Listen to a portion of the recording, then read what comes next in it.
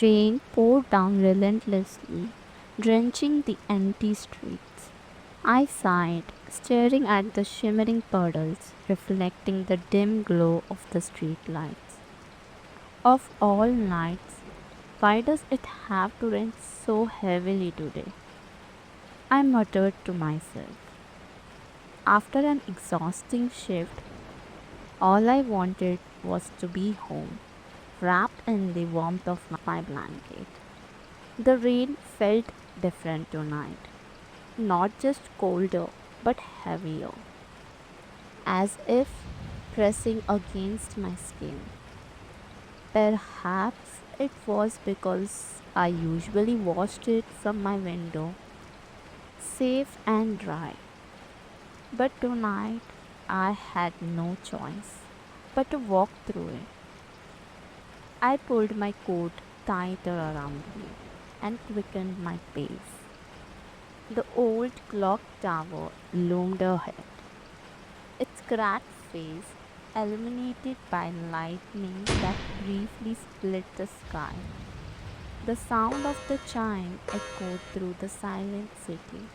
Midnight. I was about to cross the street when I noticed her. A woman standing alone in the rain. She wore a pale dress that clung to her like a second skin.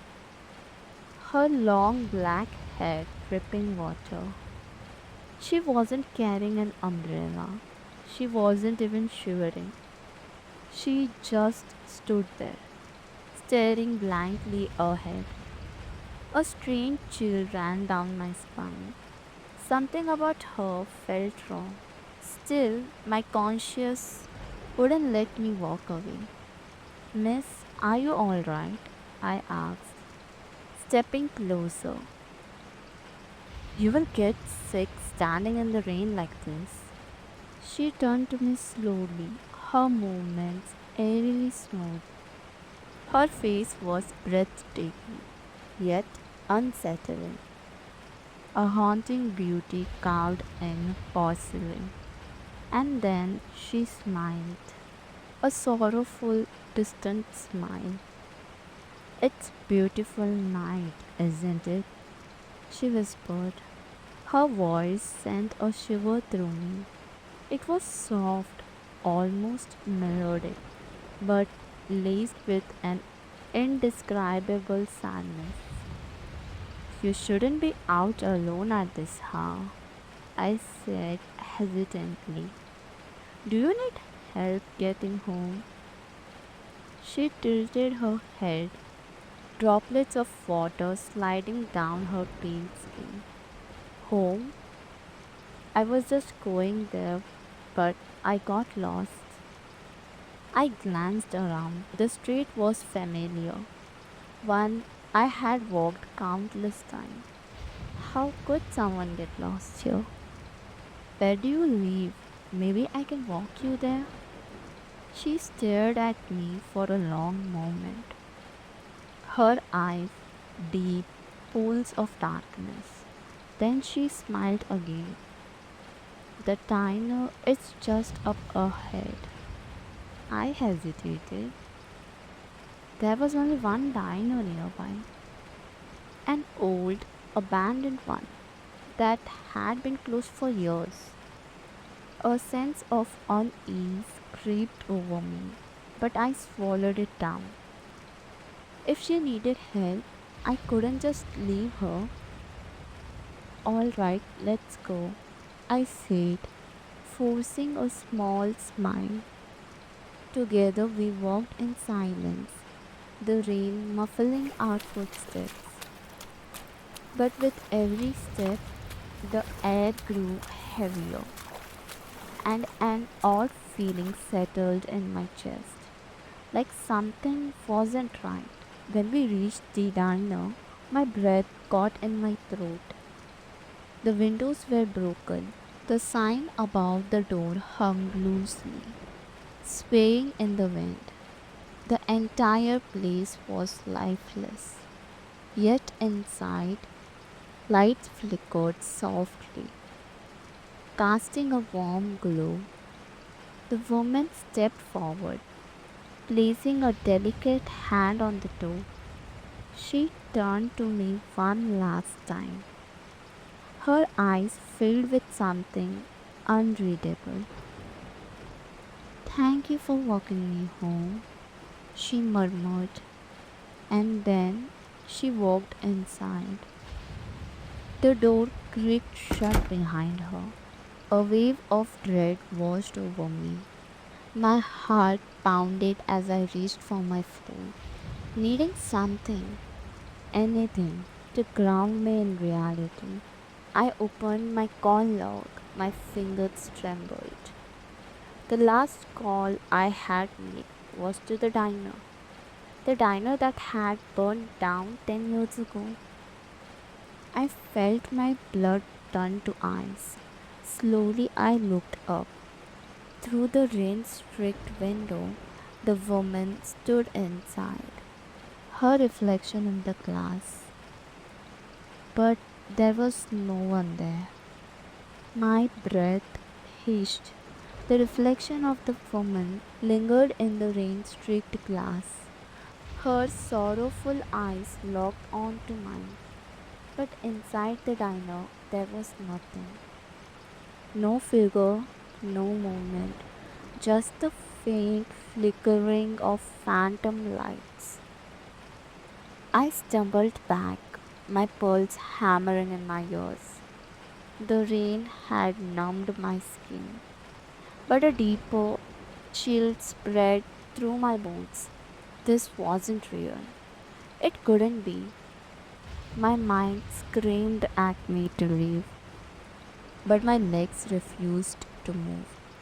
Instead, I reached for my phone again, desperate for some kind of explanation. Maybe I had imagined calling the diner. Maybe my mind was playing tricks on me. But as I scrolled through my call log, my stomach twisted. The call to the diner wasn't the only thing out of place. There were messages, old, unread messages, from a number I didn't recognize. My hands shook as I opened them. Are you coming? It's almost closing time. You promised you would visit tonight. It's been years. Please don't forget me. Each message was dated. The most recent one, 10 years ago. The night of the fire. A sharp crack of thunder jolted me back to reality. I looked up again, heart pounding, and saw the reflection shift. The woman in the glass was smiling now, not the sad, wistful smile she had given me before. This one was different.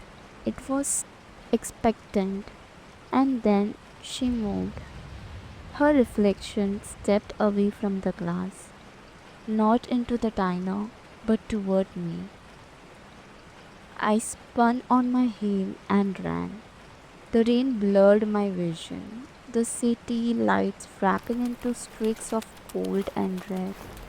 My breath came in a ragged gasp, but I didn't dare to stop.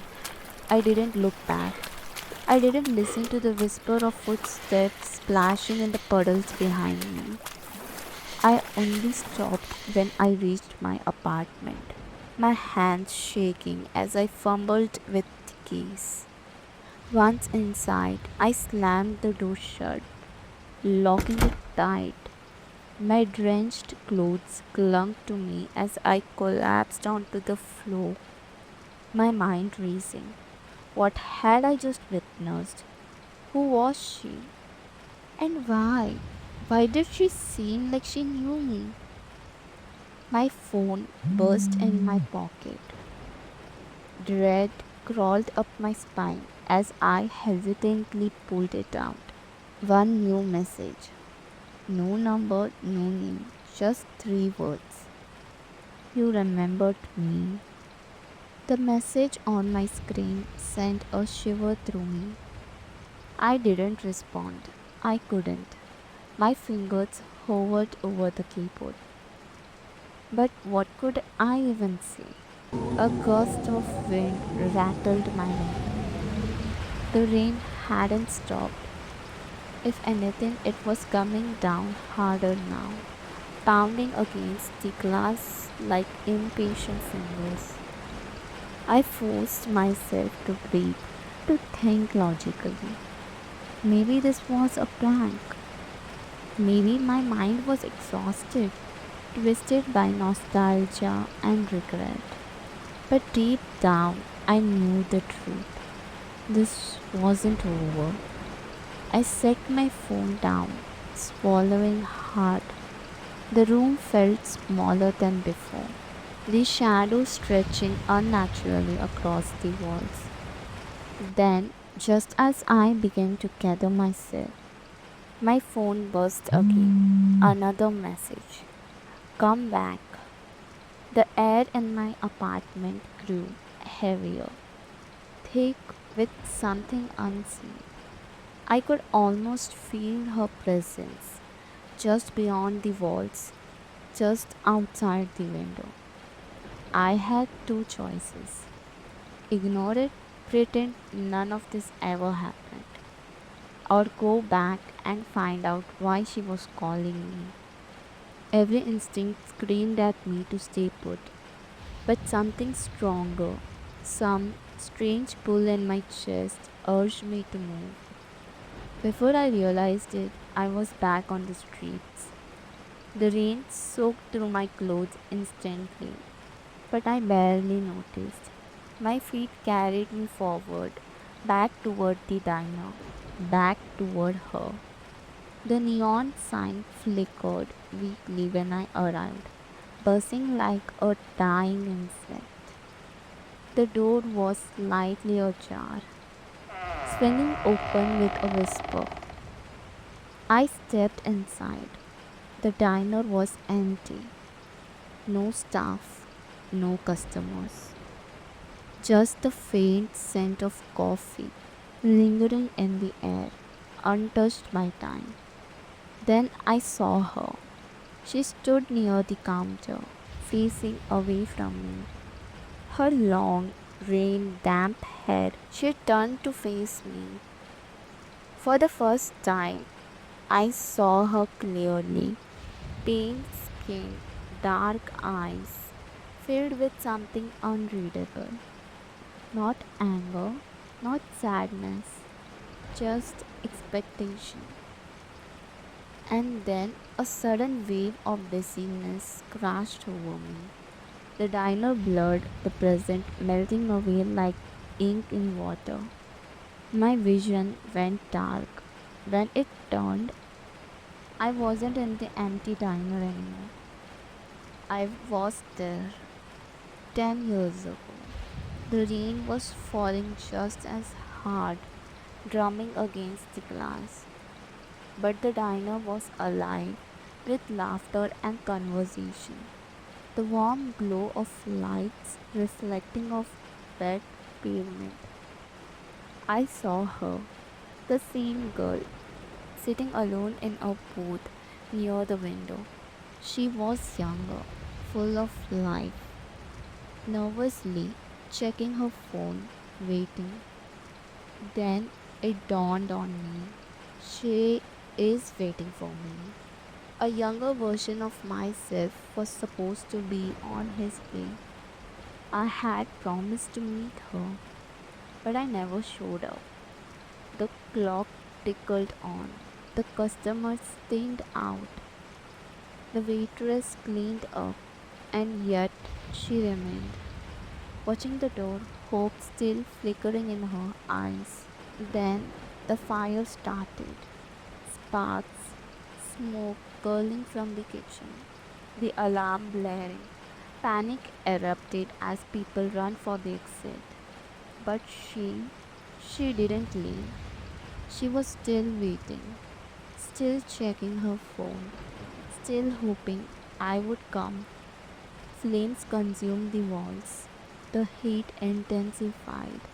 She finally stood, coughing, eyes wild with fear, but it was too late. The fire had spread too fast. I saw her reach for her phone one last time, typing something with shaking fingers. A final message. Please don't forget me. The flames swallowed her whole, the vision shattering like glass. I was back in the empty diner, my heart pounding. She was still standing in front of me, her dark eyes filled with something softer now. Not anger, not sorrow, just release. She smiled, a real, bittersweet smile. The diner around us flickered, the walls shifting like an illusion coming undone. I felt a deep sadness, a regret that settled into my bones. I'm sorry, I whispered. She nodded, then slowly she began to fade. The lights in the diner flickered once, and when they steadied, she was gone. The space around me turned to normal. The air was lighter. The oppressive weight of her presence lifted. For the first time in 10 years, the diner felt empty in a way it was supposed to. I stepped outside into the rain, looking up at the neon sign one last time. My phone buzzed in my pocket. One last message. Thank you for remembering. And just like that, the screen went dark. As I walked away, the rain continued to fall, washing away the past and maybe, just maybe, setting her free. I hoped. And with that, the rain continues to fall, but some echoes of the past never truly fade. If you enjoyed this tale, you should watch Horror Night, you should watch 4, or The Forgotten Cellar, both filled with spine chilling mystery and horror. Click here to watch them now. And don't forget to like, share, and subscribe for more terrifying stories. And as always, stay in the light.